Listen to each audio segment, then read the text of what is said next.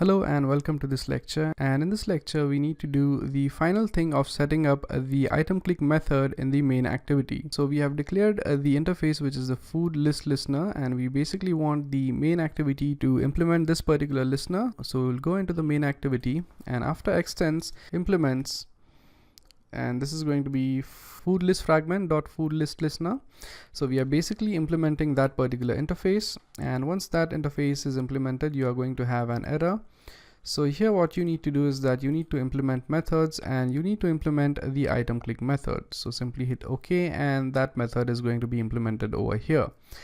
And you also need to make sure that you remove this code which we have added in the previous lectures, which basically sets the detailed fragment by default. So we no longer need this, so make sure that you delete this thing.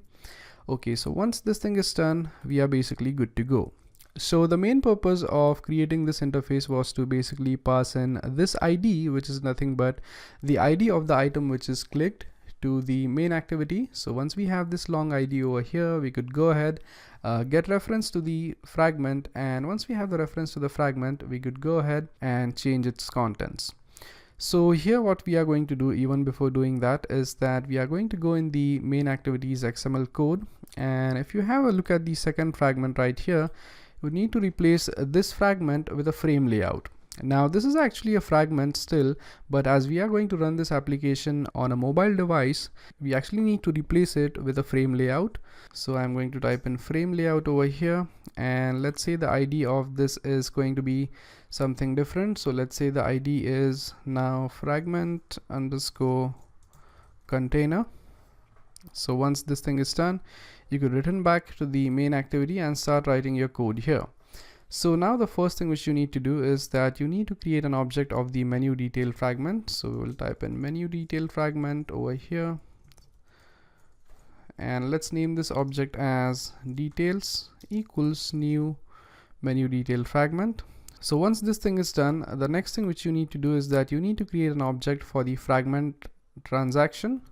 So we type fragment transaction ft. So ft is going to be the object name equal get fragment manager dot begin transaction. And as you could see, we are having an error, and that is because if you go to this thing right here, it actually needs to be imported from android.app.fragment transaction. So if you fix that, as you could see, the error disappears. And now for this detail object, you need to set the menu ID. So you type details.set menu ID, and you are going to pass in the ID which we have over here. So this is going to basically set up the exact correct ID.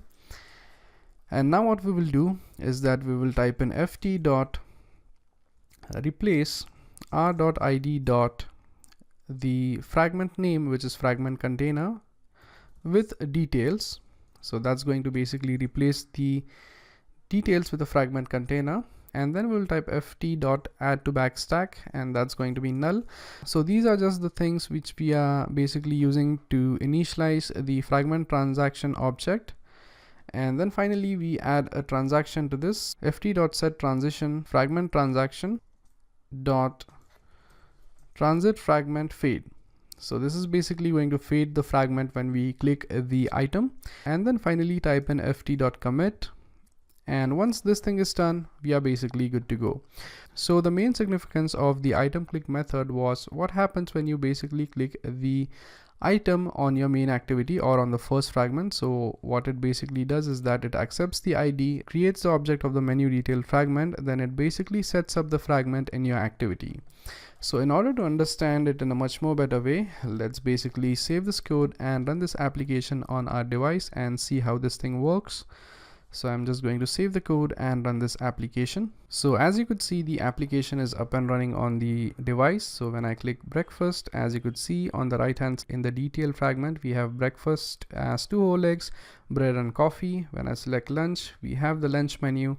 And when I click dinner, we are going to have a dinner menu on the right hand side. So that's it for this lecture, and I hope you guys were able to understand how the fragments actually work in Android. So in the fragment section, what we have learned is that how to create a fragment, how to design the XML layout of a fragment, how to design a fragment without a XML layout by populating it with a class having an array. We have also learned how to add listeners to the fragment elements so that they could basically pass in information to other fragment, and how to basically have two fragments on the same activity. So thank you very much for watching, and I'll see you guys next time. Thank you.